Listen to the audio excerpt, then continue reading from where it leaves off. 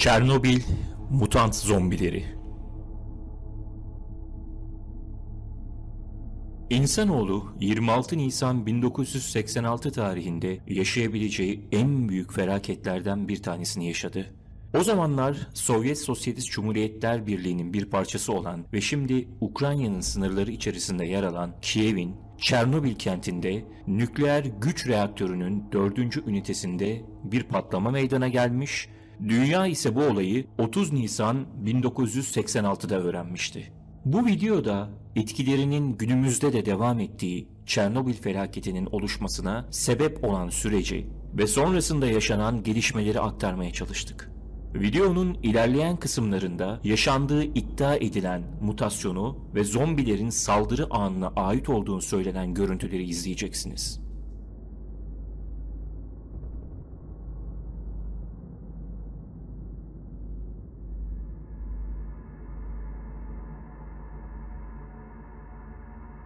Kaza 26 Nisan 1986 Cumartesi günü 4 numaralı reaktörde yapılan sistem testi esnasında başlamıştır. Çernobil nükleer santrali, Pripyat kenti, Belarus idari sınırı ile Dnyeper Nehri yakınlarında bulunan bir RBMK reaktörüydü. Test esnasında ani ve beklenmedik bir güç dalgalanması fark edilerek acil durum butonuna basılmıştı. Fakat güç çıkışı daha fazla büyüyerek son noktaya ulaştığında buhar basıncı bir dizi tepkimeye neden oldu. Tüm bu olaylar nötron moderatör ile hava arasındaki grafitin birleşmesine neden oldu ve nükleer çekirdekte erime oldu. Tutuşma ile çıkan yangın atmosfere yükseldi. Böylece Pripyat başta olmak üzere geniş bir coğrafyaya yüksek derecede nükleer serpinti bulutu yayıldı. Çernobil faciası 26 Nisan 1986 tarihinde Sovyetler Birliği'ne bağlı Ukrayna Sovyet Sosyalist Cumhuriyeti'nin Pripyat şehri yakınlarındaki Çernobil nükleer santralinin 4 numaralı reaktöründe gerçekleşen nükleer bir kazadır. Kaza, uluslararası nükleer olay ölçeğine göre bugüne kadar meydana gelmiş en büyük nükleer kazalardan biriydi. Çernobil felaketi uluslararası nükleer onay ölçeğinde en yüksek sınıflandırma olan 7 ile ölçeklendirilmişti. Bu sınıfta ölçeklendirilen yalnızca 2 nükleer felaket bulunmaktaydı. Bunlardan birisi Çernobil felaketi, diğeri ise 2011 yılında meydana gelen Fukushima nükleer santrali kazalarıydı. Felaket maliyeti ve kayıpları açısından tarihin en kötü 2 nükleer felaketinden birisidir Çernobil. Kaza sonrası 600 binden fazla işçi nükleer faciaya müdahalede bulunmuş ve birçoğu radyasyona maruz kalmıştır. Tahmini olarak yapılan masraf ise 12 milyar ruble olmuştur. Meydana gelen kaza esnasında ölen kişilerin sayısı 4000 ile 93 bin kişi civarında olmuştur.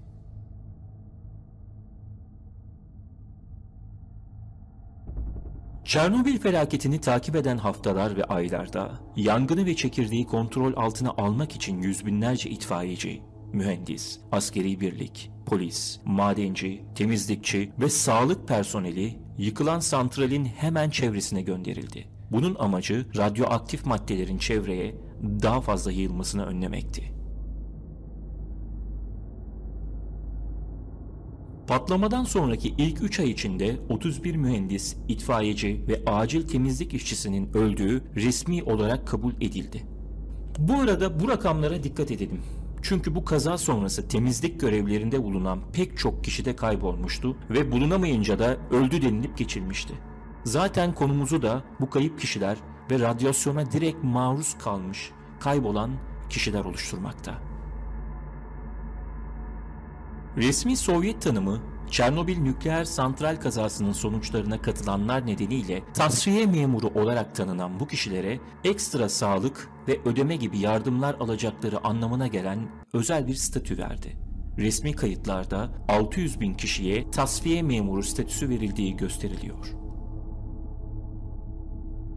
Ancak Rusya Bilimler Akademisi üyeleri tarafından yayınlanan tartışmalı bir raporda Çernobil temizlik ekiplerinde 830 bin kadar insan olabileceği gösteriliyor. Bunların 112 bin ile 125 bin arasında yaklaşık %15'inin 2005 yılına kadar öldüğü tahmin edildi. Bununla birlikte raporlardaki rakamların çoğuna bilimsel geçerliliği sorgulayan batılı bilim adamları tarafından itiraz edildi. Ancak Ukrayna makamları Çernobil kazasında etkilenen kendi vatandaşlarının kaydını tuttu. 2015 yılında veri kaydında 318.988 Ukraynalı temizlik işçisi vardı.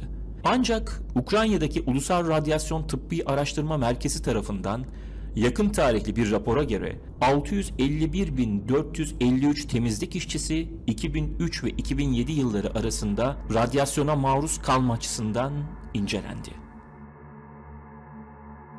Yüz binlerce insanın ölümüne ve bir o kadarının da kansere yakalanmasına ve farklı hastalıklara yakalanıp ölmesine neden olan bu kazanın etkileri günümüze kadar devam etmektedir. Çernobil nükleer santrali daha önce görülmemiş bir mühendislik yöntemiyle 2016 yılında çelik kalkanla örtüldü. 275 metre genişliğinde, 108 metre uzunluğunda ve 36 bin ton ağırlığındaki kalkan, reaktörün üstünü örtecek şekilde inşa edildikten sonra kaydırma işlemiyle 5 günde reaktörün üzerine konumlandırıldı. 100 yıl boyunca radyoaktif sızıntıyı engellenmesi beklenen kalkan 1,5 milyar dolara mal oldu. Sökme ve temizlik faaliyetleri için çelik çadırın içine yüzlerce metre uzunluğunda 2 köprü sistemi yapılıp üzerine ray döşendi. Böylece vinç yardımıyla sökülecek reaktör parçalarını vagonlarla dışarı taşımak mümkün oldu. Reaktörün gövde ve parçalarının yanı sıra yaklaşık 150 ton nükleer yakıtın da dışarı çıkartılıp bertaraf edilmesi gerekmekteydi. Çernobil reaktör kazasının yaşandığı terk edilmiş bölge, 2011 yılında otoritelerin burayı ziyaret etmenin güvenli olduğunu duyurmasından beri kamuya ve turistik ziyarete açıktır. Felaketin kalıntılarına kendi gözleriyle tanık olmak ve görülmeyen tehlikenin cazibesini dünyanın farklı yerlerinden turistler için bu bölgeye cezbedici hale getirmekte amaç. Ukraynalı yetkililer tarafından 7 saat süren gezinin tehlike yaratmadığı ve çektirecek bir röntgenle aynı seviyede ışığa maruz bırakıldığı belirtilmekteydi. Gezi programı kapsamında reaktör alanı gezildikten sonra birkaç kilometre uzaklıktaki enerji santrali çalışanları ve aileleri için inşa edilen Pripyat kentine gidilmekteydi. Çernobil felaket bölgesinin turistik amaçların ötesine geçerek eğlence partileri düzenlenen bir yer haline gelmesi ise eleştiri konusu olmuştu. İnsanlar her zaman trajediyi, korkuyu ve ölümü merak etmişlerdir. Amerikan Psikoloji Derneği tarafından yayınlanan bir araştırma, olumsuz deneyimlerimize olumlu deneyimlerden aldığımızdan daha fazla tepki verdiğimizi ve onlardan daha fazla şey öğrendiğimizi buldu. Şiddete ve yıkıma tanık olmak bize ölüm, acı ve umutsuzluk korkularımızla yüzleşme fırsatı verirken bir yandan da bir miktar güvenlik hissi veriyor. Bu son yıllarda karanlık turizmin artan popülaritesini açıklayabilir. Bu tarz felakete uğrayan yerlerin ziyaret edilmesine dark turizm yani karanlık turizm denmekte. Kara turizmin en popüler destinasyonları Polonya'daki Auschwitz toplama kampı, 11 Eylül anıtı, Kamboçya'da Tuol Sleng soykırım müzesi, Romanya'da Bran Şatosu ve Poinari Şatosu, Ukrayna'da ise karın deşen Jack sergisi ve tabii ki Çernobil'dir. İnternette Çernobil için bu turlara rastlayabilirsiniz. Yerel ve genel pek çok tur programı bulunmakta. Kişi başı ise 125 ile 250 euro civarı olan bu turlarda yolculuk bir ay önceden rezerve edilmek zorunda. Çernobil turistleri bir günlük tur boyunca 2 ya da 4 mikrosieverti yani ABD'deki nükleer santral güvenlik normlarının %3 ve 4'ünü aşmayan bir radyasyonun dozunu alacaklardır ki bu da kıtalar arası bir uçuşta yaklaşık 4 saate eşdeğerdir. Bugün Çernobil'i ziyaret etme derdiniz yok. Çünkü turistlerin ziyaret ettiği yerler dezenfekte ediliyor ve temizleniyor. En azından onların söylediği şekilde böyle.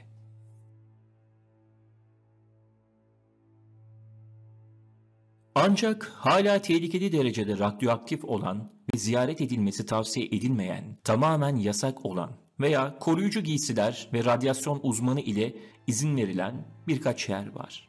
Bunların başında da Kızıl Orman gelmekte. Çernobil santralinin batısındaki çoğunlukla çam ağaçlarından oluşan bir yama muazzam radyasyona maruz kaldı. Rustik parlak kırmızıya döndü ve öldü. Kızıl Orman bugün dünyanın en kirli alanlarından biri olmaya devam ediyor. Aslında gezegendeki en radyoaktif dış ortamlardan birisi olarak biliniyor. Kızıl Orman içinde radyoaktif sıcak noktalar değişkenlik göstermekte ve çoğu mutant varlıkların ve dev kurtların en çok görüldüğü yer olarak bilinmekte. Yine bu turlarda Pripyat dışında Çernobil dış bölgesi de ziyarete dahil edilmekte. Kızıl Orman ve civarındaki terk edilmiş köyler uzun süredir kayıp olan türleri cezbetti. Tilkiler, vaşaklar, kurtlar, geyikler, hatta bazen de ayılar. Yerli kediler ve köpekler de vahşi hale geldi. Pek çoğu zararsız görülse de bunların içinde mutasyona uğrayan türler mevcut. Bazı böcek ve bitki türlerinde de bu daha net şekilde görülebilmekte.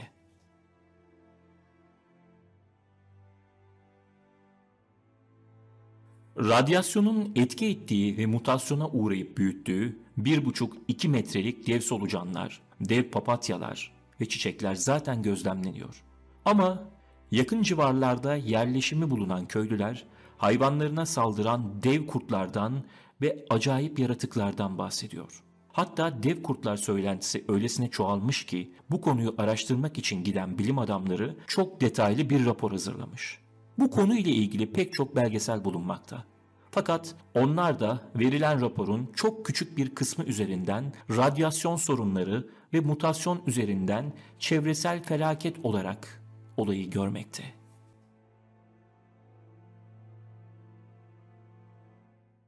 Yani bilim adamlarının hazırladığı yüzlerce sayfalık mutasyona uğramış dev kurtlar ile ilgili kısım bir tabu gibi devlet arşivinde saklanmakta. Buna karşın bazen avcılar ve bazı köylüler hala onları gözlemlemekte. Kurulan tuzaklardan ve hareket sensörlü kameralardan insani bir zeka ile kaçmayı başarmaktalar. Bu konu ile ilgili detaylı bir video daha sonraki haftalarda sizlerle olacak. Biz şimdi konumuza dönecek olursak,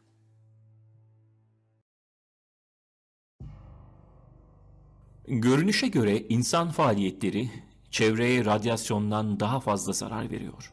Günümüzde Çernobil hariç tutma bölgesi vahşi yaşamının büyük çoğunluğunu radyasyon ekosistem için iyi olduğundan değil, 35 yıldır insan faaliyetlerinin fiilen yokluğu nedeniyle gelişmekte. Bu yüzden Çernobil bölgesinde 400'den fazla omurgalı türü kaydedilmiş.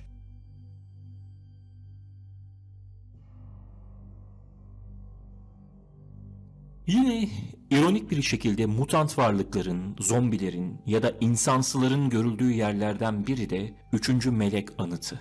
Sadece Çernobil felaketiyle mücadele etmek için her şeyini riske atan insanları onurlandırmakla kalmıyor, aynı zamanda olaylara İncil'deki bir noktayı da ekliyor. Adı Yeni Ayet'ten bir pasajdan etkilenmiş. Yani Vahiy 8, 10 ve 11. Ve 3. melek seslendi ve gökten büyük bir yıldız düştü. Bir kandil gibi yanan ve ırmakların 3. kısmına ve suların pınarlarının üzerine düştü. Ve suların 3. kısmı pelin oldu ve acılaştırıldıkları için birçok adam sulardan öldü.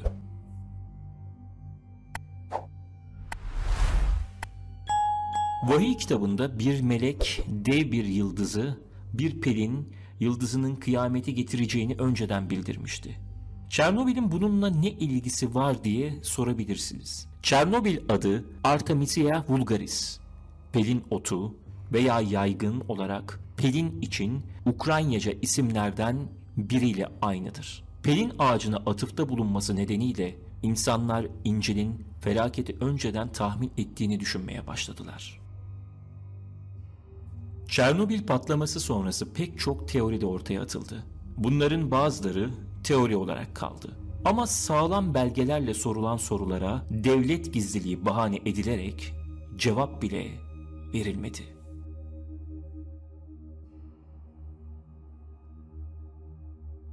Bunlardan biri Rusya'nın burada patlamadan önce bile gizli bir askeri üssü olduğu söylenmekteydi. Soğuk Savaş döneminden kalma radyoaktivite ile ilgili deney ve test yapan bu birim patlama sonrası hayvanlar ve insanlar üzerinde ileri derecede testlere başladı. Yani hala bu gizli askeri deney bölgesi aktif durumda. Bu deneylerdeki amaç ise çoğu Soğuk Savaş dönem ülkesinin belki de rüyası olan süper ve mutant asker projesiydi. Felaket sonrası çalışan çoğu işçi öldü veya yüksek radyasyondan öldüğü söylenip deneyler için kullanıldı. Ailelerine cesetleri radyasyon yüzünden gösterilmediği belirtildi. Bunların bahsi geçen mutant zombiler olma olasılığı ise yüksek bir ihtimal. DNA'ya radyasyonun neden olduğu hasarlardan kaynaklanan gen mutasyonları birçok organizma türünde deneysel olarak üretilmiştir. Genel olarak belirli bir mutasyon frekansı düşük ile orta doz aralığında radyasyon dozuyla orantılı olarak artar.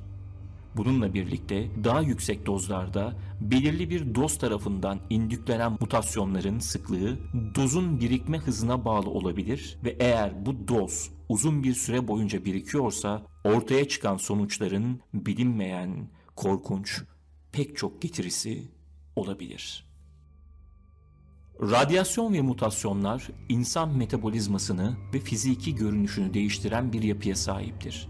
Bunu görmek için patlama sonrası orada bulunan kişilerin resimlerine ve daha sonra doğan çocukların resimlerine bakmak yeterlidir. Ne yazık ki YouTube kuralları yüzünden bu resimlere burada yer veremiyorum. Ama sizler Google'da arama yaparak bunlara ulaşabilirsiniz. Bu unsurlar dahilinde Çernobil civarında, yakın köylerinde ve gelen turistlerin içinde pek çok insan kaybolmaya başladı. Bunlar bakıldığında basit kaybolma vakaları gibi dursa da incelendiğinde işin içinde bir gariplik olduğunu anlamak mümkün. Şimdi bunlara genel olarak bakalım. Patlama sonrası civar köyler terk edildi.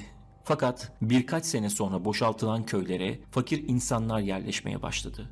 Bunlar yaşlı ve kimsesiz kişilerdi ve yoklukları kimseler tarafından fark edilmedi. Yine civardaki köylerde çok sık hayvan kaybolma vakaları oluyordu.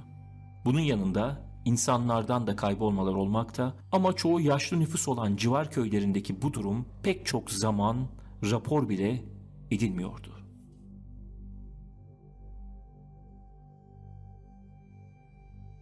Kaybolan hayvanlar çoğu zaman bulunamıyor ya da feci şekilde parçalanmış olarak farklı noktalarda bulunuyordu.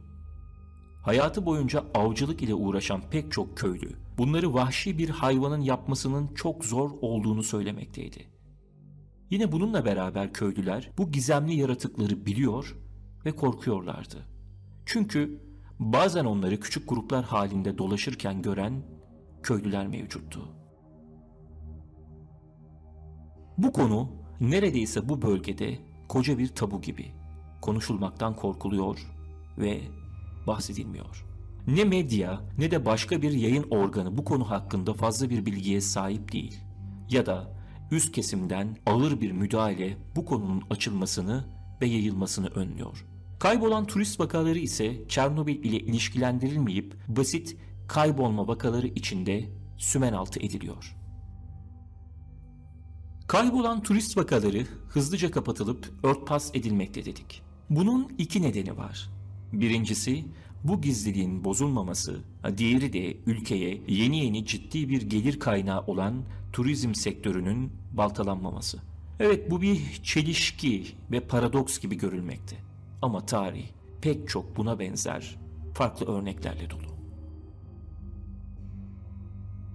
Belki de bunun bilincinde olan civardaki oteller saat 7'den itibaren kapılarını kapatıyorlar ve bu saatten sonra civarda dolaşmanın güvenli olmadığını söylemekteler. Söylentilerden biri de burada askerlerin sık sık gerçek mermiler ile eğitim yaptığı ve sürekli devreye attığı. Bazı bölgeler ise elektrikli tellerle çevrilmiş ve girişi kesinlikle yasak. Çoğu tur görevlisi bunların yerini biliyor ve mümkün olduğunda turistleri daha başka dış kısımlarda gezdiriyor ya da arınmış bölgelerde.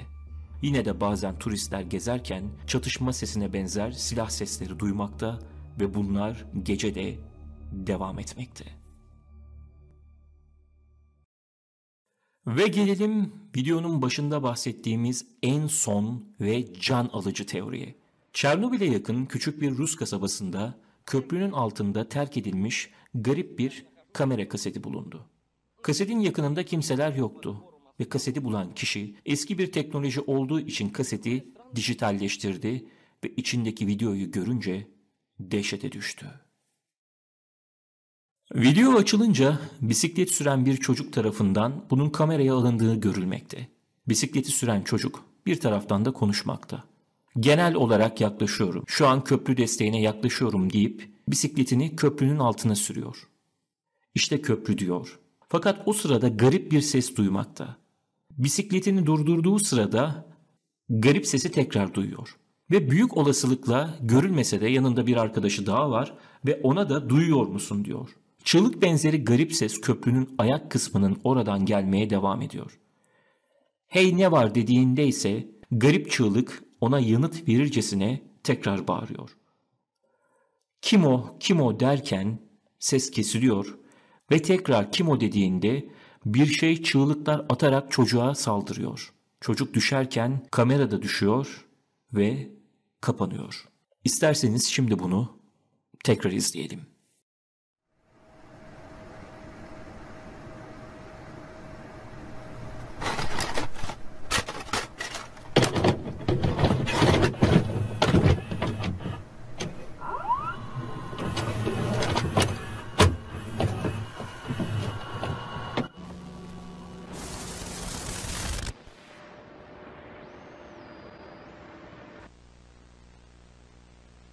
Всем привет! В общем, я сейчас нахожусь подъезжаю под опору моста, вот он мост. И тут какой-то странный звук. Сейчас, тихо. Слышите? Ёпта! Сука! Что? Ты кто это? Кто это? Кто это?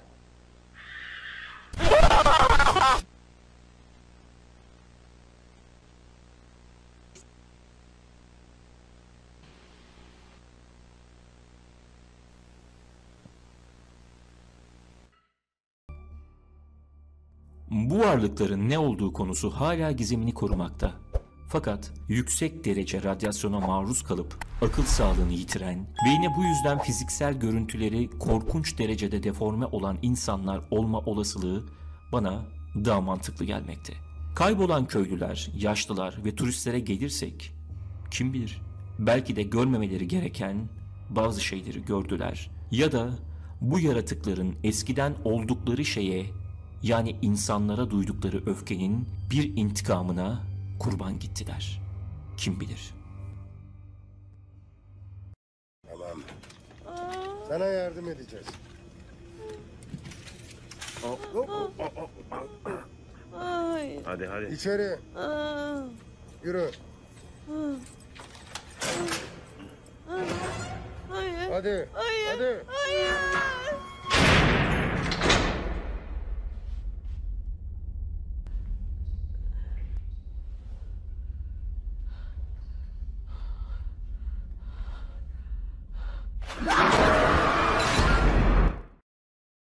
Videolarımızın devamı için kanalımıza abone olmayı unutmayın.